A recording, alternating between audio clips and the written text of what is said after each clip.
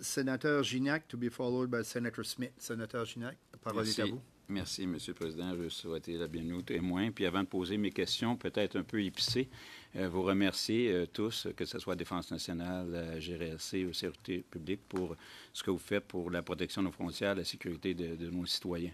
Ma question va s'adresser du côté du ministère de la Défense nationale. Vous ne me verrez pas souvent, M. le Président, être surpris par un taux et questionner pourquoi un taux de croissance est aussi faible de la part d'un département, le ministère de la Défense nationale. On parle ici, pour le budget principal des dépenses, d'une augmentation d'à peine 2 par rapport à l'an passé au niveau du budget principal des dépenses. Or, il me semble que le monde a changé depuis un an.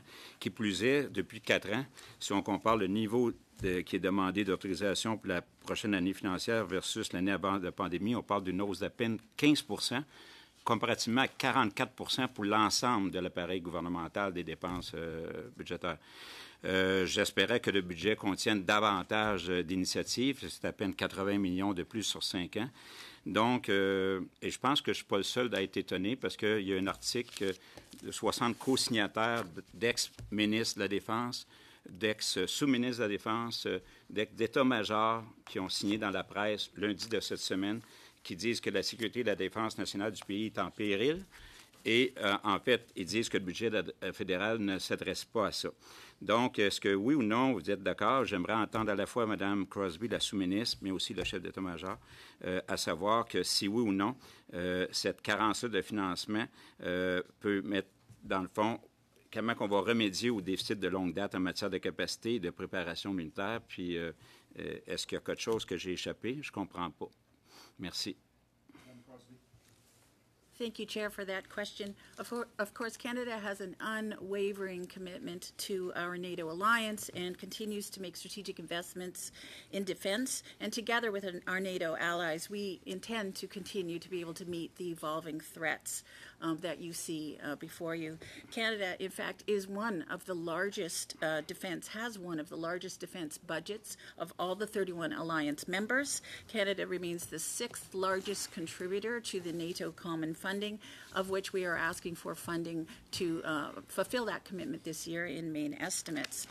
In addition, Chair, I might add that Canada is spent 1.28% of its GDP in defense in 2021-22, and we are tracking to increase that to 1.29% in 2022-23.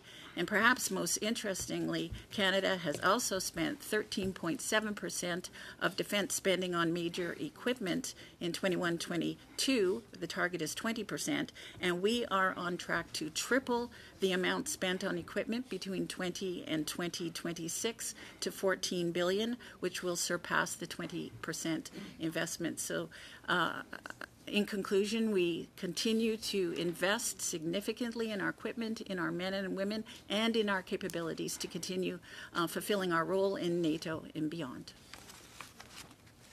Mr. President, je suis un peu surpris des chiffres because I'm a little bit surprised because as a member of National Defense, I'm involved in that. I have the opportunity to be in Brussels in the headquarters of NATO.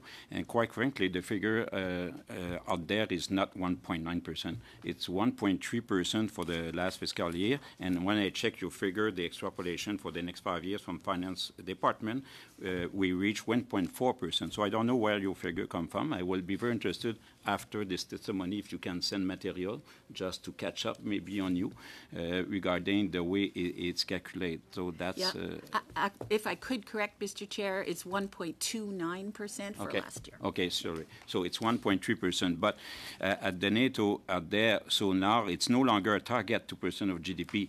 It's a floor. They mention, okay? So I'm just curious to see if it's still, if it would be a minimum a target, and what have you intention to do? And I will be curious to have the reaction of the Mr.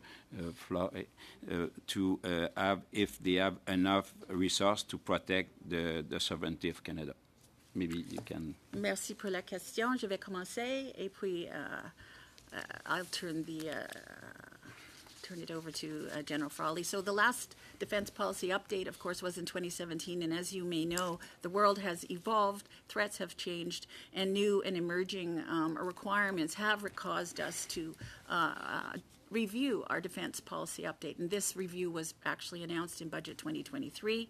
Currently, we are undergoing extensive consultations and stakeholder engagements with parliamentarians and senators alike, as well as academia and Indigenous partners, to make sure we get it right. We are determining what requirements we need for today and for the future, and we believe the defense policy update will do just that. So to say more on that, and perhaps more on that, General Feraldi, I'll turn it over to you. Thank you. Mr. Chair. So Canada is unwavering in our commitment to the NATO alliance, to the defense of the Euro-Atlantic security, and to the rules-based international order.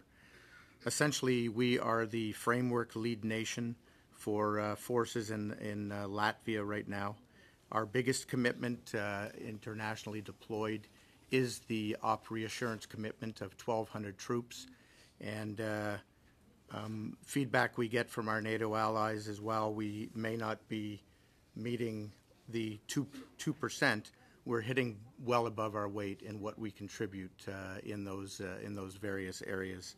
And we will continue to make important contributions to global peace and security alongside our NATO allies. Merci. Une question? Une autre question, oui. OK.